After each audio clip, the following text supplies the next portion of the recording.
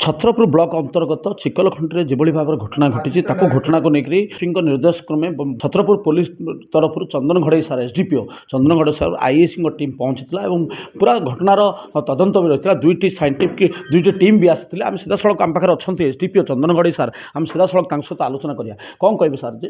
ये जो घटना घटी घटना को नहीं विभिन्न पहल विभिन्न प्रकार चर्चा रही आपको पुलिस प्रशासन तरफ पूरा किभली भाव सत्य को उजागर करने रास्ता तैयारी कर आपंक एसपी निर्देश क्रमे जो टीम तत्परता परिप्रकाश पाई कौन रही घटना सार नहीं जो घटना घटी माने साधारण लोक भी आमे भी सन्देह थिलु प्रकृत यहाँ केमी माने एमती एरो बड़ विस्फोरक होती तार कांथ भांगी जाइए आमर जिले जो टीम थे से साइंटिफिक टीम आमर बम डिस्पोजाल टीम समस्ते जाइए से भी आम एसपी सार जनला मन भी आहरी सन्देह है सी सेठू भुवनेश्वर दुईटा टीम मगैले गोटे बम डिस्पोजाल टीम मगैले आउ एसएफएल जन को साइंटिस्ट सीनियर साइंटिस्ट टीम आई विभिन्न इंस्ट्रुमेंट धरिकी से घटनास्थल पहुँची घटनास्थल परिदर्शन कलापर से जानीपारे जे से रोसई घर गोटे ठाकुर घर अच्छी से रोसई घर भितर आउ प्लस जो रोसई घर दुईटा सिलिंडर थिला गोटे जो सिलिंडर से रोसई करुले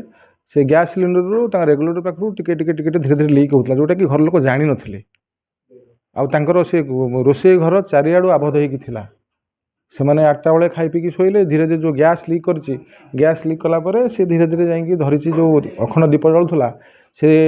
दीप पाखे पहुँची गैस गैस पहुँचला हठात गोटे से गैस रिलीज होगापाई हठात गोटे विस्फोरण साउंड होती जहाँफल से कांथ भूसी पड़ी आउ घर लोक मान किसी माने क्षति है ना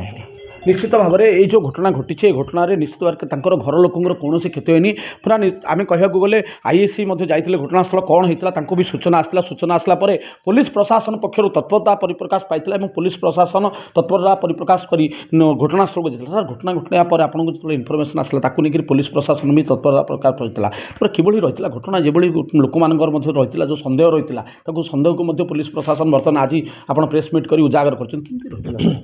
देखो आमर 26-27 जो मध्यरात्रि 26 तारीख दिन 11:40 आम गोटे 112 जो इमरजेंसी कॉल अच्छी इमरजेंसी कॉल गोटे आसाला जमी चिकलखंड गोटे बम ब्लास्ट होती इनफर्मेशन को आधार कर आमर जो इमरजेंसी टीम थे से सागे सागे पहुँची से देखी जो जी कामराज रेडी अच्छा जो रोसई घर जोटा कि घर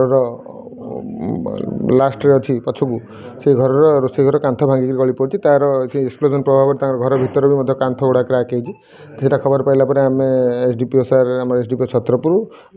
मु टीम जाए पहुँची से राति आम सब जिते देखिलु आमको भी ठीक लगला नहीं माने आम भी साटिस्फाई हो पारे केमी कौ टाइप आम तापर लोकाली जो अवेलेबल सब एक्सपर्ट मैंने थे आम साइंटिफिक टीम हो आम फायर ब्रिगेड हो इलेक्ट्रिकल टीम हो आम साइंटिफिक अफसर जो आम पुलिस अच्छा समस्त नहीं आम सकाଳେ आउ थे पुणी पुंखानुपुंख तदंत करूँ एसपी सार या गुरुतर सहित नहीं से भुवनेश्वर दुईटा टीम मगई जोटा कि आम स्टेट फॉरेंसिक साइंस लैबोरेटरी जड़े सीनियर साइंटिस्ट आसते आम केमिस्ट्री डिविजन आउ जड़े आम बम डिस्पोजाल स्क्वाड जी कि आमर जड़े डेप्यूटी कमांडेंट आसते से सब इंस्ट्रुमेंट धरिकी आसते से आसी सका प्राय 11टा अधेरू तदंत आरंभ करते जोटा कि प्राय 6-7 घंटा लगी 6टा 6:30 बेले मैंने सब माने कनक्लूजन जिते से देले जना पड़ा जो कामराज रेड्डी जो अच्छी रोसई घर से रोसई घर भितर गोटे छोट ठाकुर घर अच्छी से ठाकुर घर कबाटे छोट छोट होल अच्छी से कबाट से ठाकुर घर भितर गोटे अखंड दीप लगी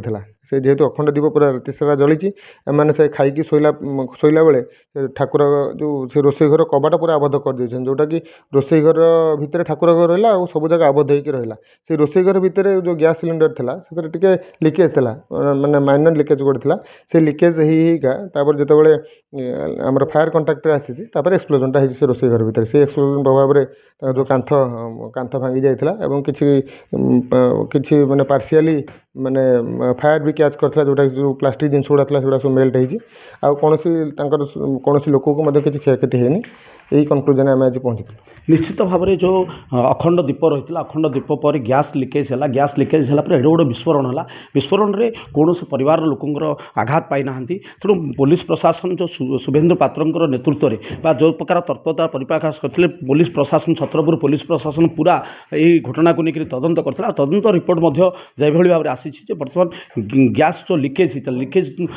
କାରଣରୁ ହିଁ ଏଭଳି ଏକ ଦୁର୍ଘଟଣା ଘଟିଥିଲା ଏବଂ ସମସ୍ତେ ଏଥିପ୍ରତି ଜାଣିବା ଦରକାର ଯେ ସତର୍କ ରହିବା ଦରକାର। ପୁଲିସ ପ୍ରଶାସନର ଏସ୍ଡିପିଓ ଚନ୍ଦନ ଘଡ଼େଇ ସାର୍ ମଧ୍ୟ ନିବେଦନ କରିଛନ୍ତି ସାଧାରଣ ଲୋକମାନେ ଯେଉଁମାନେ ଗ୍ୟାସ୍ ବ୍ୟବହାର କରନ୍ତି ସତର୍କତା ସହିତ ବ୍ୟବହାର କରନ୍ତୁ। ଏସ୍ପି ମଧ୍ୟ କହିଛନ୍ତି ଯେ ଯେଉଁମାନେ ଯେଉଁ ଗ୍ୟାସ୍ ବ୍ୟବହାର କରନ୍ତି ସେମାନଙ୍କୁ ମଧ୍ୟ ସତର୍କର ସହିତ ରହିବାକୁ ପଡ଼ିବ ଏବଂ ନିଜର ଜୀବନକୁ ସୁରକ୍ଷିତ ରଖିବାକୁ ପଡ଼ିବ। ଛତ୍ରପୁରରୁ ସନ୍ତୋଷ ମିଶ୍ରଙ୍କ ରିପୋର୍ଟ, ଭାଗ୍ୟପ୍ରଭା ନ୍ୟୁଜ୍।